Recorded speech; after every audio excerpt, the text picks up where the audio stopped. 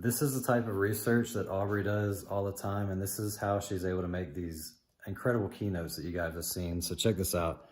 This is all manual, analog. This isn't digital. What are we seeing here? So when research began in my life to find the truth about where the world kind of is going, why we have so much devastation and problems in the world, I did all this. I did all the research online, and I wrote it. This is probably the 5th time that I wrote it. It was a big, long whiteboard that I had at first, and I kept running out of space. Wow. And so I had to get smaller and smaller and smaller and keep adding more branches onto this web. And so I decided finally that I'd come to the end of everything that I knew, and it was a mess on the whiteboard, and I came to this board that I found from one of my old projects from like 4th grade, and I pulled everything off of it, and then I rewrote everything on it. So this is basically like a network of all the occult things that happen in our world, how they're all interconnected. Yes, where they came from. Okay, so... And a lot of my presentations are stemming from this, yeah. because it all starts at the same place. So if we begin here, as I usually do, it starts with Noah's sons. You had them get on the ark. You had Ham, Shem, and Japheth, his sons. Then we want to focus on Ham, because Ham was the one who had this unfortunate love of perversion when he saw Noah uncovered when he was drunk. Yeah. And the other 2 sons honored Noah by not even looking, but putting the robe over him. Which it's believed that was more than just seeing his dad naked. That's what I mean. Yeah. It was like an excitement. It was like he liked what he saw, they say.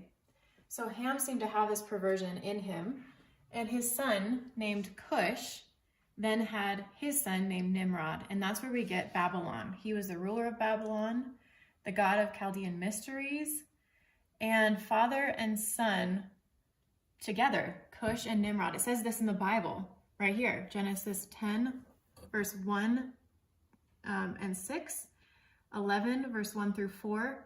Together they planned and commenced to build the Tower of Babel, aka Babylon. It says, "Come, let us build ourselves a city with a tower that reaches to the heavens, so we may make a name for ourselves."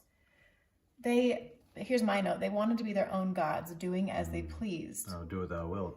Yes. Crowley. So if we go down, I believe it's here. Nope, sorry. We need to go around to here. So God confused the languages right after that, and he called it Babel, meaning confusion, in Genesis 9:11. So the people disperse, and Nimrod becomes angry at God for stopping everything. And he marries his mother, Semiramis. That's where the Bible doesn't tell you what happens next. You have to dig into history to figure this out.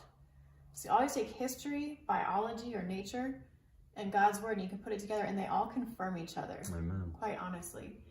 And so incest was used to unite the new false religious system. So here's where we have the Trinity that comes in as well. He made sun worship. That's right there, which means Sunday was always venerated and celebrated. It was focused on human sacrifice, meaning mostly children and babies, but adults as well. And due to such evil practices, Shem kills Nimrod as an example. He was really honored by God, actually, from doing that, because it was holy. He was the one that was a mighty hunter unto the Lord, right? No, that was Nimrod. Nimrod, I thought that's what you were talking about. When you're called a mighty hunter before the Lord, just like Cain was, yeah, and Nimrod was, you're actually saying, I am mighty before God, I don't need you. Oh, okay. So who were you talking about? This is Shem, his cousin, or I'm sorry, his uncle. So this is actually Noah's son Shem, his uncle, that kills him because it was righteous to do so. He had founded this terrible occult religion, and he kills that guy. So Semiramis, now remember, Semiramis is Nimrod's mother and now his wife. Wow. She takes all the followers and made a false religion further out of it by saying that Nimrod, where do I claim to go next? That Nimrod was dead, but they are all afraid. So all the worshipers are afraid to practice, so the worship ceases. They go underground. Yeah. And Semiramis discovers she's pregnant.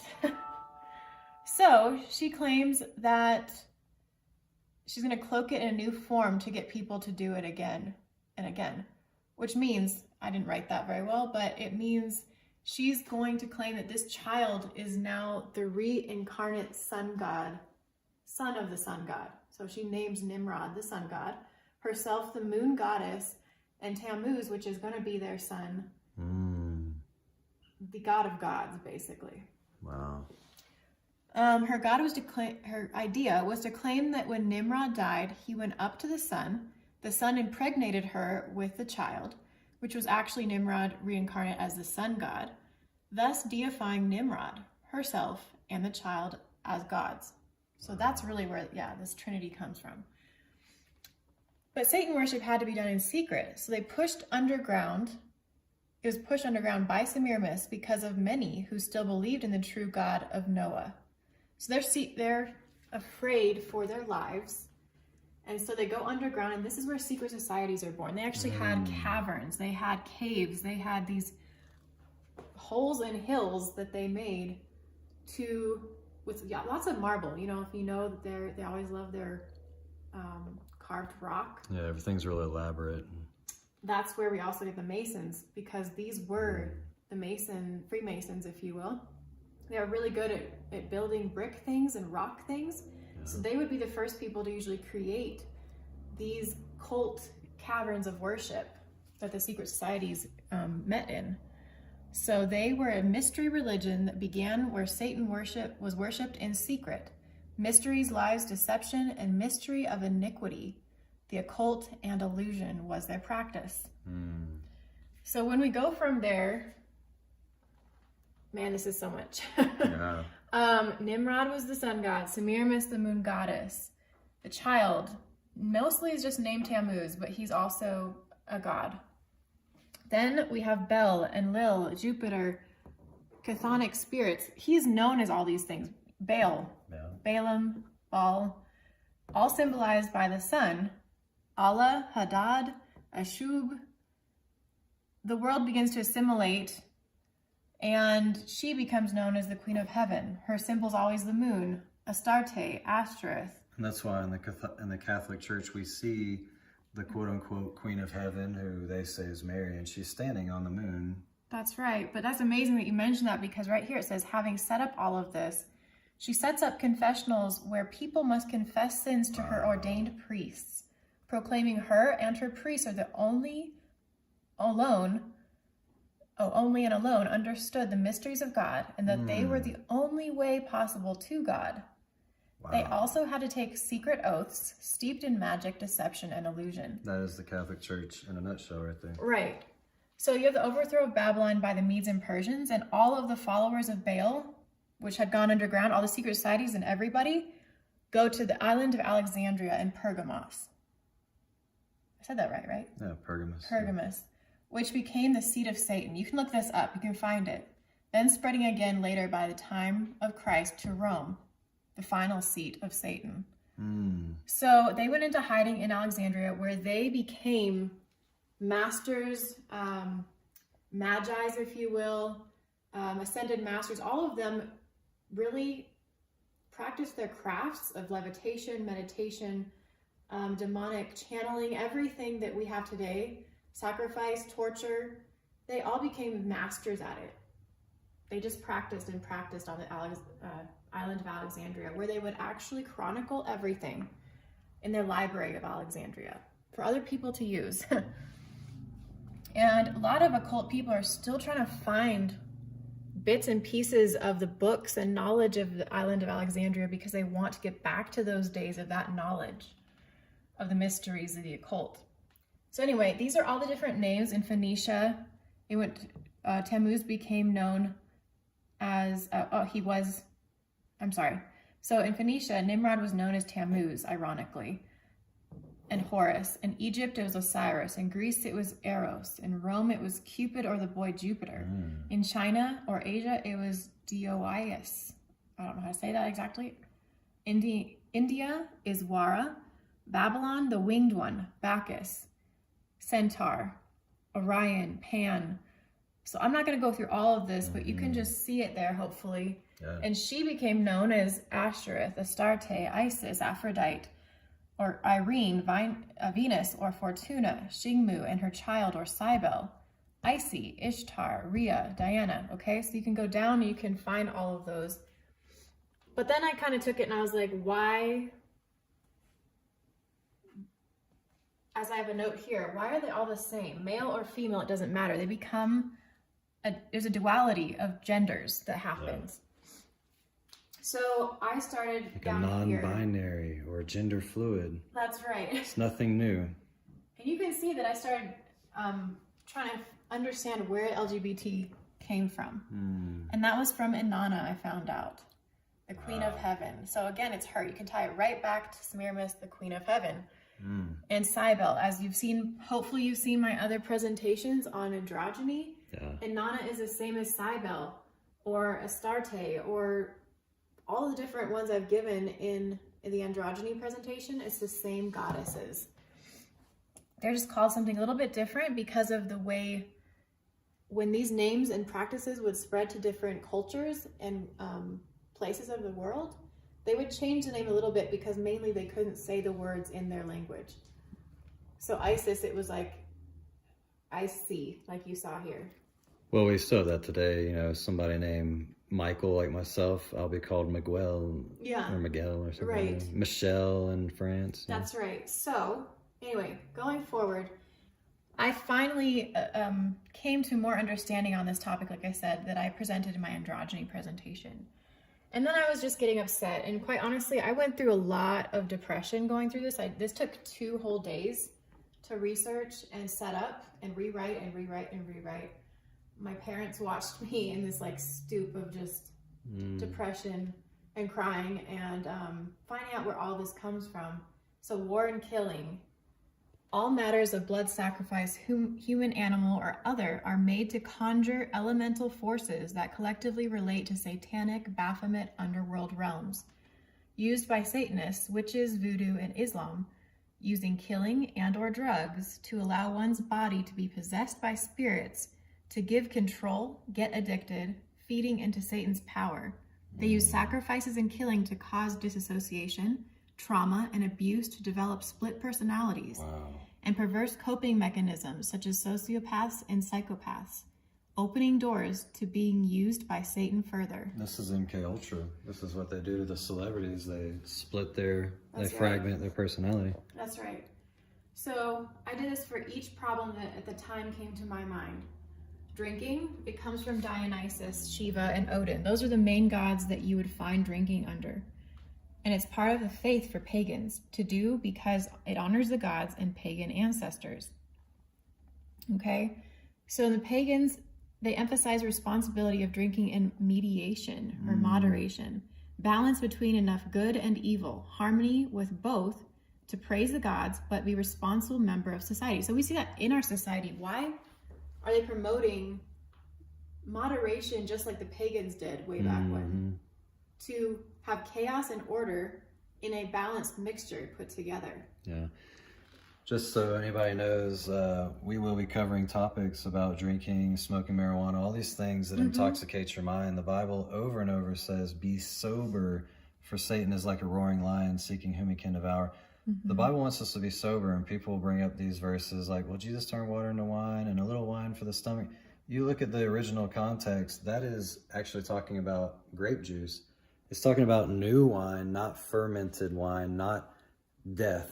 When you think of what wine is, what fermented wine is, it is a grape that's rotting, and now you have the feces of, why can't I think of the word, the yeast or the amoebas or whatever. It's actually their fecal matter that make it ferment, and that becomes what intoxicates your mind. Satan's trying to intoxicate this. He's trying to keep us from being able to communicate with God. And anytime we're drunk or medicated by TV, movies, games, all those things, that is interfering with our connection to God, and that's where Satan wants us. So we'll just finish this real quick. It's to evoke, drinking is also to evoke spirits in ritual ceremonial practices. That's and they really call alcohol spirits. That's, yeah, exactly right. So going back to LGBT, I had more I had to write. So it's down here. Bisexual and gender neutrality, transgender, is found in Mesopotamia in nature. So can you believe that? It was in Mesopotamia first. The ideal pagan priest is both female and male by mutilation. Now I know a lot more about it in my androgyny presentation still, but that's where it began. The god Anut was had androgynous priests of Mesopotamia, same as Cybele and Rhea, refusing to be just one gender, but possess character and physical attributes of both. Man, that's our world today. Nuts. Yes. So let's go like rape. I didn't want to go into it too far, but it actually has ceremonial practices and rituals associated with it in religion. So Isis, which is in Islam, that rape actually honors the god. Hinduism, they have it in there honoring Zeus and Marduk. Marduk is Baal as well. So let's just leave it at that. I'm not going to go into it. Cussing and profanity. People have wondered about that. Persephone was the goddess of this. She was actually called the mistress of curses. She did this to invoke demons to be dispersed on enemies when cursed in her name. Okay. It's also used by Wicca, witches of witchcraft, pagans and spiritualists, Satanists, with understanding that they are honoring and calling upon Persephone and other gods when doing so. Yeah. You think about cussing. When do you cuss? When you're angry? When they call it cursing because you're literally placing a hex. You're cursing. Usually you point your finger, which there's a bad stigma with pointing. You're not supposed to point your finger. You point and you yell curses at somebody. This isn't something that you would find in the fruits of the Spirit. This isn't something that you would typically see coming from a Christian. There's a reason why pagans and lost people have filthy mouths, you know? And unfortunately, that's actually seeped into the Christian world. I was a Christian for 8.5 years, just cussing pretty much like anyone else. And eventually, I never took an initiative to stop cussing. I just got closer to God, and it lifted off me. So that was awesome. Right. So pornography even, it's a part of all sexual God practices. See and do bad sexual things or these mostly naked statues, even through looking at them, and then pleasure yourself, basically. It's all Baal worship. Yeah. And pedophilia, that's the worship of Marduk or Moloch. The Rothschilds and world elite that control banking do this. We know this today. Lots coming out right now. It is. Child sex trafficking, blood sacrifices, and lots of blood is said to open the portal of CERN. You guys have heard of CERN? Yeah. Moloch and Marduk, Moloch and Marduk to take form. Oh, that's what I mean. Okay, so the portal in CERN is supposed to be opened so that Moloch or Marduk, it's both the same god, can take form and we can bring him into this dimension. That's what it's supposed to be. That portal is also said to be the Ark of Baal. We have that arch, and I've seen that. I've spoken on that in my other presentations as well, that arch is set up everywhere in the world. There's several of them by now. And they have that Shiva statue outside CERN. Yeah. So some actually decided to specialize in fertility cults as well instead of just pedophilia or sex. And so you have phallic worship, the male sex organ. Dagon, Eros, Hermes, Odysseus, Atlas, Buddhism, Shinto, Mot. These are all Asian, by the way. Yam, Poseidon, Neptune, Osiris, and Min. That's another huge Asian one where they have masturbation and caressing the fondling of a phallic statue at all of their festivals. And women sit on these as well. And you talked about some of this in That's right. This is all in actually the Baal worship, Who is the Rain Man presentation. Yeah. So, and then I got a little bit deeper. Believe it or not, I wanted to know where dirty porn and dirty heavy porn and stuff came from, like whipping. BDSM.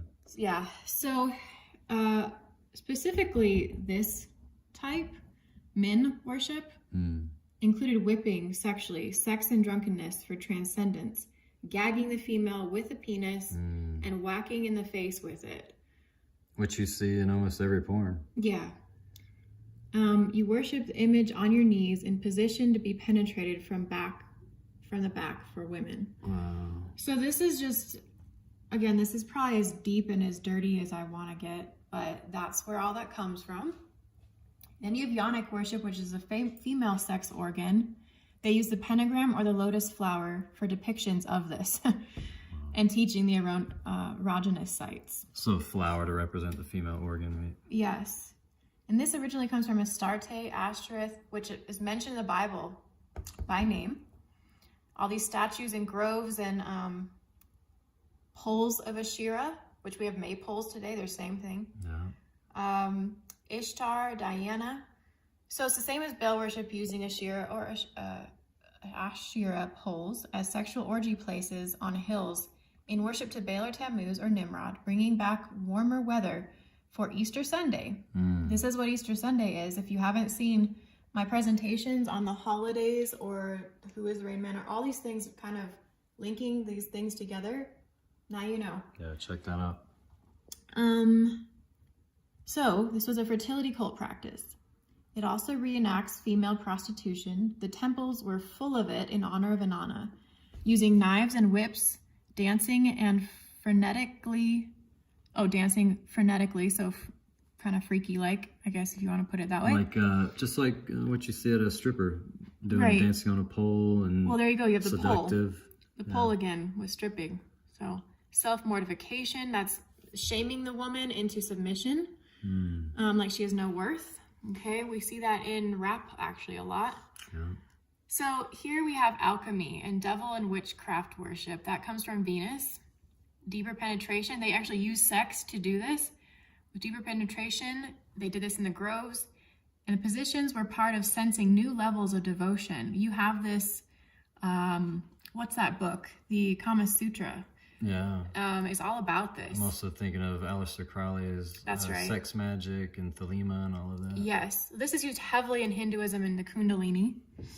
In Shiva, you have the phallus and yonic worship. So now people are doing both. They're putting it together for practice of worshiping through sexual rituals, pouring milk. They actually do this. They pour milk on part of rituals along with meditation. On a stone image of the It's phallus. a lingam, yeah. A stone image of phallus penetrating yoni called a lingam.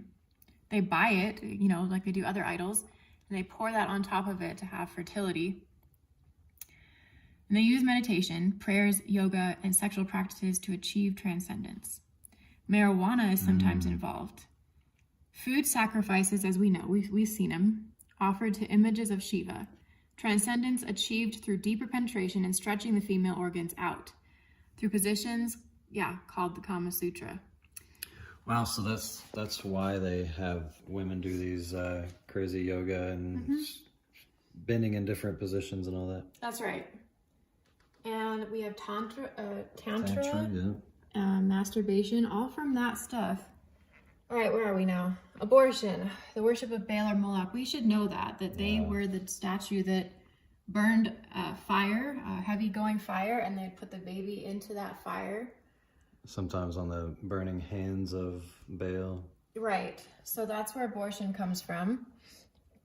Today, I didn't put this on here, but today we already have that.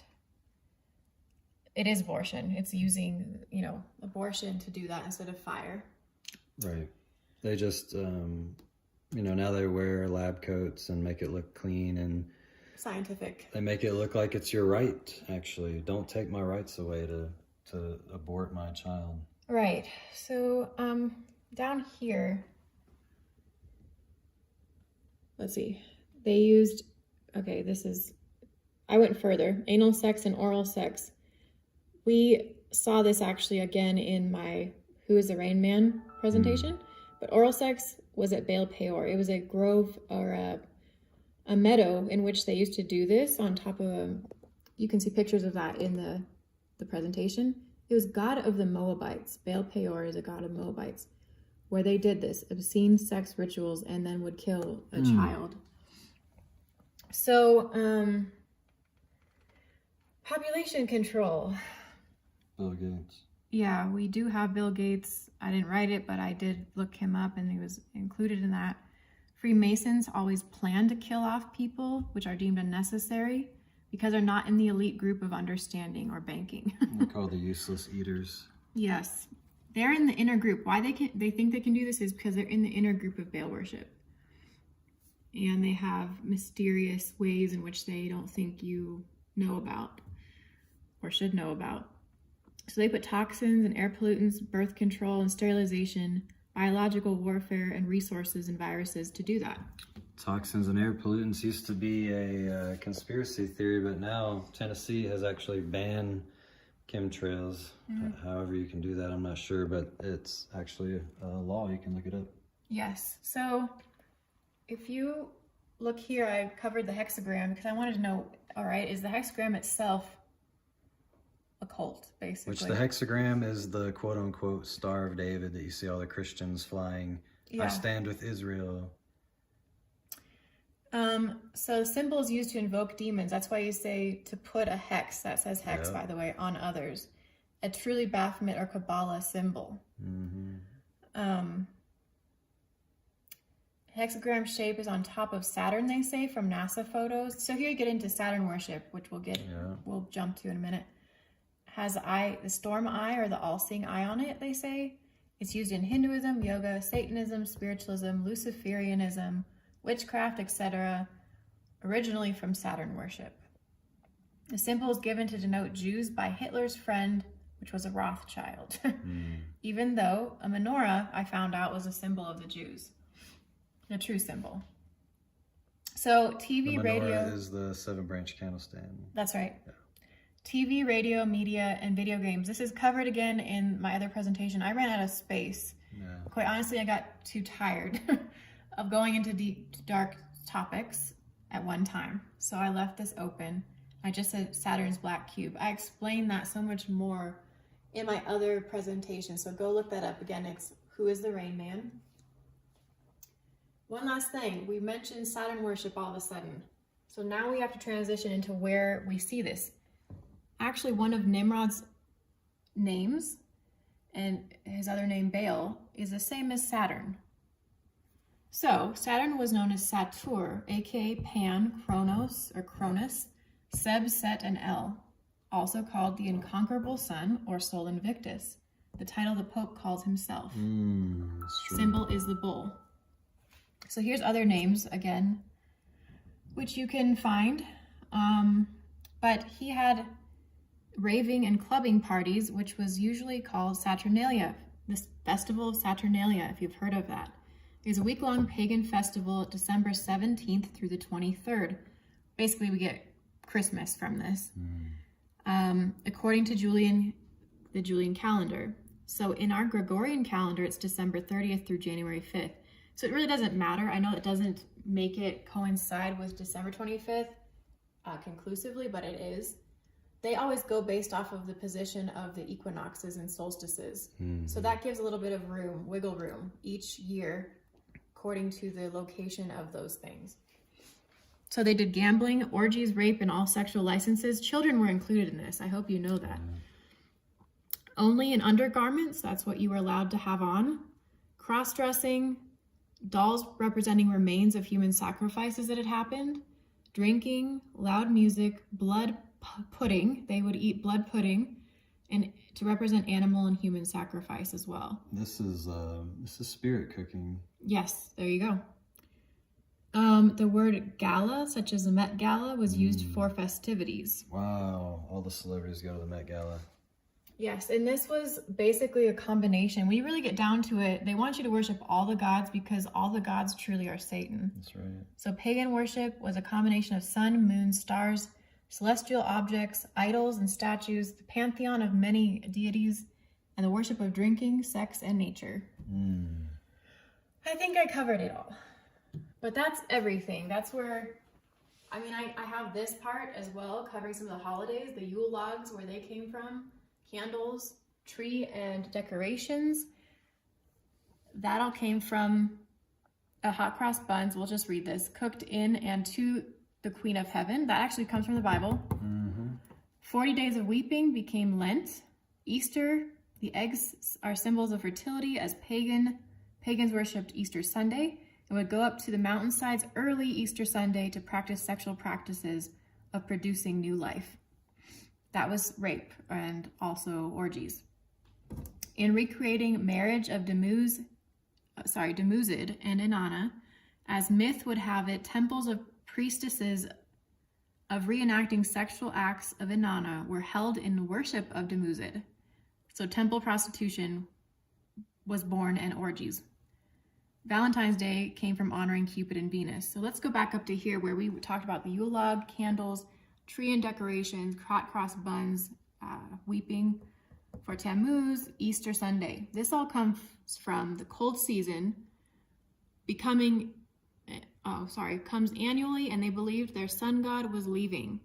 Observing that gradually the return of the sun happened on December 25th, they hailed it Tammuz's birthday. And it became a papal Christ Mass, which would be on that day as Christ's birthday. So here we have a counterfeit already happening. The T became the symbol of the sun and sun worship. The T was the symbol of Tammuz, right? Yes. Thus, human sacrifices to the sun god offered on the T letter made of wood, known as the cross, became a thing. So this is just where everything began for me. And since then, I've been adding to my knowledge of what the cross really symbolizes, what we really have with the influence of Saturn worship that comes through all of our media and TV. And like I said, transgenderism, and it's basically just gotten a lot wider from there, my knowledge of everything, and how God has overcome all these things and shown himself to be more powerful than all of this. So we just thought it would be interesting. I'm at my childhood home right now, and so we thought we'd let you guys see what my beginnings of being a researcher looks like and what it started like. We just wanted to give you guys this little peek of what the research looks like to do the things that we do on our channel. There is plenty more to come. We're putting out as much content as we can, just being the two of us. We go on speaking engagements. We're at churches often speaking. We're traveling right now. We're in Colorado, like she said. We're going to be on a podcast today for Carrie Ann, who used to work for HGTV. So we're out here doing things.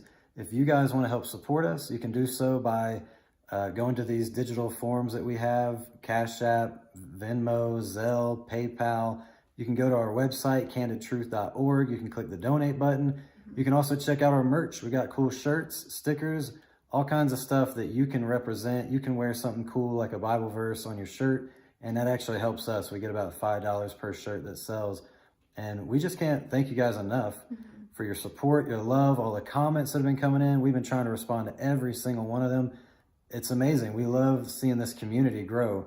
And we just want to thank you and tell you that we love you. And we thank you for your support. We thank you for your patience. We're trying to do everything we can to keep more content coming out. God bless you, and we love you guys.